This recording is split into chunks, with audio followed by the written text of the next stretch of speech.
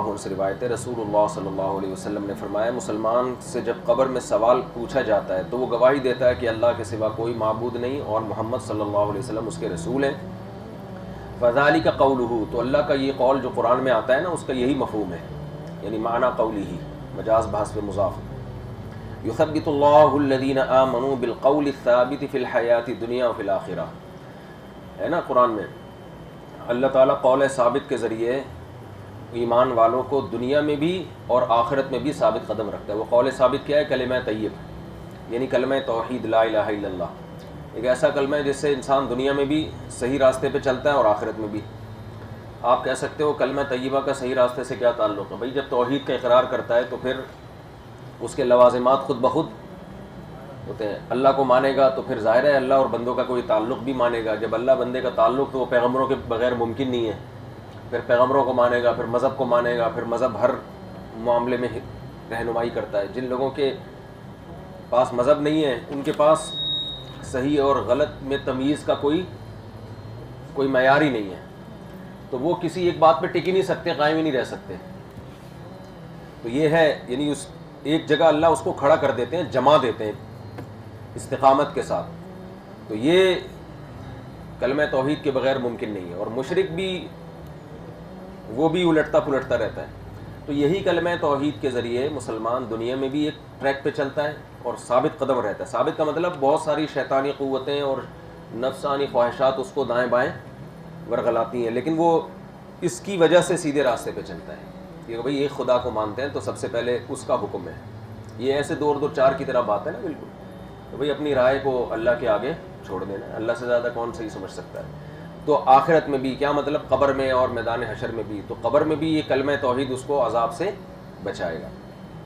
وفی روایت عن النبی صلی اللہ علیہ وسلم قال یثبت اللہ الذین آمنوا بالقول الثابت نزلت فی عذاب القبر یقال له من ربکم، انسان سے پوچھا جاتا ہے تیرا رب کون ہے؟ فیقول ربی اللہ ونبیہ محمد، کہتے ہیں میرا رب اللہ ہے اور میرے نبی محمد ہے صلی اللہ علیہ وسلم۔ اچھا یہاں ایک سوال ہوتا ہے، جو سوال تو آگے آنا چاہیے، لیکن آپ دیکھیں یہاں دو ہی طبقوں کا ذکر ہے، جو یہ کہتے ہیں کہ میرا رب اللہ ہے اور نبی میرے رسول ہیں تو وہ اس کے لیے جنت کے دروازے کھول دیے جاتے ہیں، اور جو کہتا ہے کہ میں نہیں جانتا، جو منافق اور کافر ہے، اس کے لیے جہنم کے۔ تو پھر اس سے تو یہ پتہ چل رہا ہے تیسرا تو کوئی طبقہ ہے نہیں۔ تو بد عمل مسلمان کا کیا ہوگا؟ بھائی بد عمل مسلمان سے جب اللہ کے بارے میں پوچھا جائے گا تو اللہ کو تو اللہ مانتا ہے، نبی کو تو نبی مانتا ہے نا، تو صرف اتنا کہہ دینے سے جنت کی کھڑکیاں کھل جاتی ہیں، تو پھر تو عمل کا کیا فائدہ؟ آگے جتنی حدیثیں آ رہی ہیں نا عذاب قبر کے بارے میں، سب میں یہی ہے کہ دو سوال ہوتے ہیں، اللہ اور رسول۔ مومن ان دونوں کے جواب درست دیتا ہے اور کافر ان دونوں کے جواب غلط دیتا ہے۔ جو درست دیتا ہے ہمیشہ کے لیے پھر عیش میں، اور جو غلط جواب دیتا ہے وہ پھنس جاتا ہے۔ حالانکہ ہم تو مسلمانوں میں جو گناہگار ہیں ان کے بھی عذاب قبر کے قائل ہیں نا۔ اب اگر وہ گناہگار مسلمان یہ کہہ دے کہ مر ربو کا کے جواب میں کہ مجھے کیا پتا، تو اس کا مطلب تو مسلمان ہی نہیں ہے۔ اور اگر وہ کہتے ہاں مجھے پتا ہے اللہ میرا رب ہے، رسول میرے نبی ہیں، اور گناہگار ہو تو اس کو تو گناہوں کی سزا مل نہیں رہی ہے۔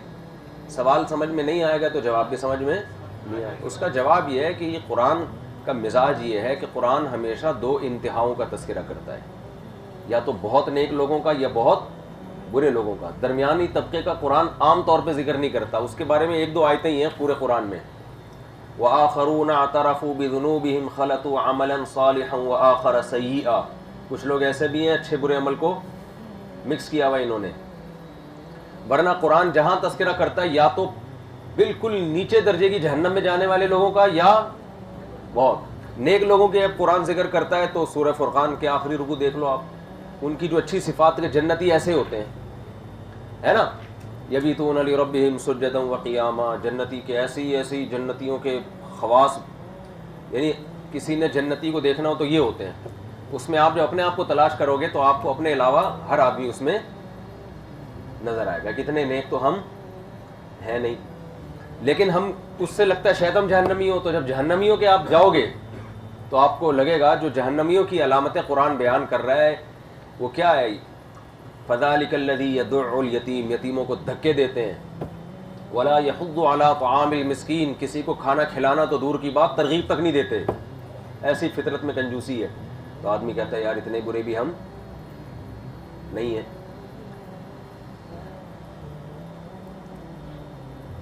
خیریت؟ یہاں آپ لوگ کس سلسلے میں آئے ہیں؟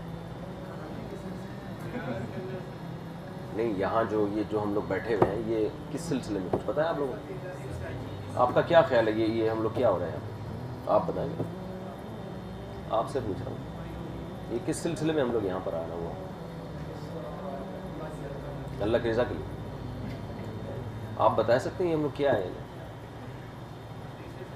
حدیثیں سن، کیونکہ کوئی لگ ہی نہیں رہا کوئی چہرے سے کوئی سوال سمجھ میں آ رہا ہو یا کچھ. آسان سی بات، بہت زیادہ آسان ہے. اچھا جواب دے دیں گے تو سمجھ میں آ جائے گا. میں آپ کے چہرے ایسا کہ ٹی وی میں نہیں آ رہا ہوتا بندہ.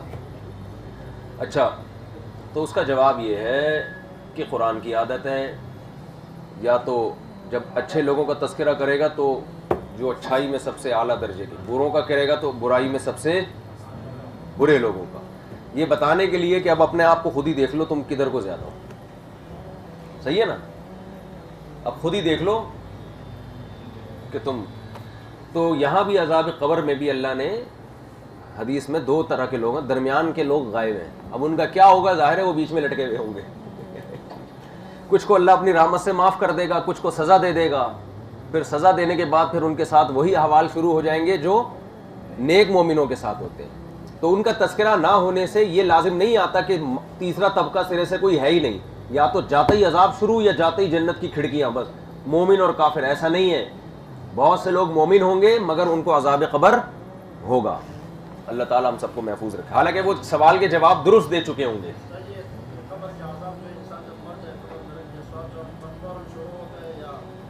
آگے حدیث میں آ رہا ہے فوراً شروع ہوتا ہے، فوراً. مطالعہ کر کے جایا کرو. چلو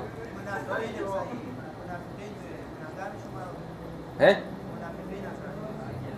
کیا بول رہا ہے؟ وہ بھی کافروں میں بہت سے لوگ مومن ہوں گے مگر ان کو عذاب قبر ہوگا. اللہ تعالیٰ ہم سب کو محفوظ رکھے. حالانکہ وہ سوال کے جواب درست دے چکے ہوں گے.